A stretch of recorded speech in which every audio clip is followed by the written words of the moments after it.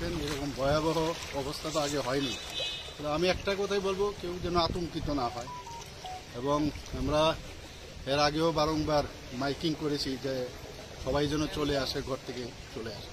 অমরপুরের অবস্থা একটু খুব বাজে অবস্থা সেখানে। তো আজকে সকালে আবার আমি মাননীয় হোম মিনিস্টারের সাথে কথা বলে উনি আশ্বস্ত করেছেন এবং উনি অনেকগুলো দুটো হেলিকপ্টার পাঠাচ্ছেন যাতে এয়ারলিফটিং করা যায়। তাছাড়া এনডিআরএফ টিম অনেকগুলো পাঠাচ্ছে।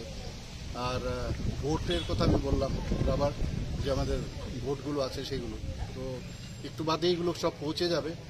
তো সবাই সহযোগিতা করছে, আমাদের অ্যাডমিনিস্ট্রেশন সাথে আছে এবং আমাদের যারা এসডিআরএফ এনডিআরএফ ত্রিপুরাতে দুটো টিম আছে, সবাই মিলে কিন্তু আমরা 24/7 আমরা আছি। আমিও সারা রাত্র ধরে মনিটর করছিলাম।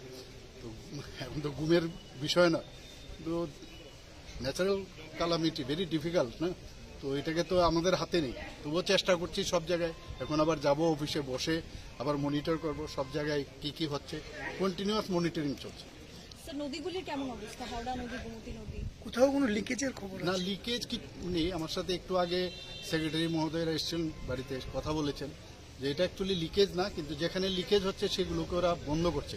মানে এরকম অ্যালার্মিং কিছু না, কিন্তু ডেঞ্জার লেভেলের অনেক উপরে জল যাচ্ছে। এটা হচ্ছে সবচেয়ে বড় জিনিস, যে ডেঞ্জার লেভেল আছে তার থেকে জল বেশি উপরে যাচ্ছে। এবং স্যার ডুম্বুরের একটা গেট খুলে দেওয়া হয়েছে, সেটা কতটা? না, ওইটা তো দিতেই হবে, এছাড়া তো উপায় নেই। এটা তো অটোমেটিক্যালি সুইচ গেট খুলে যায় যখন একটা মিনিমাম মানে লেভেলে ম্যাক্সিমাম লেভেলে চলে আসে, খুলে যায়। তো এটা খুললে অ্যাটলিস্ট এই দিকের চারিদিকে যখন ছড়িয়ে যায় তো প্রেশারটা কম থাকে। এটা তো সেইভাবেই চলে। স্যার শরণার্থী শিবিরে কতজন মানুষ আছেন?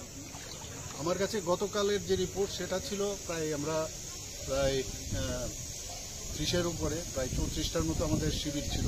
সেখানে প্রায় 30,000-এর মতো শরণার্থী ছিল, মানে যারা, কিন্তু এখন তো আরো বাড়বে। আমি গেলে এখন আরো রিপোর্ট আমি নেব।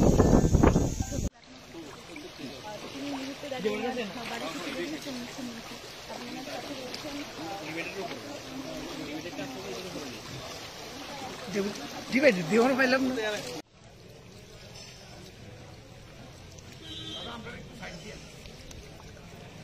যাক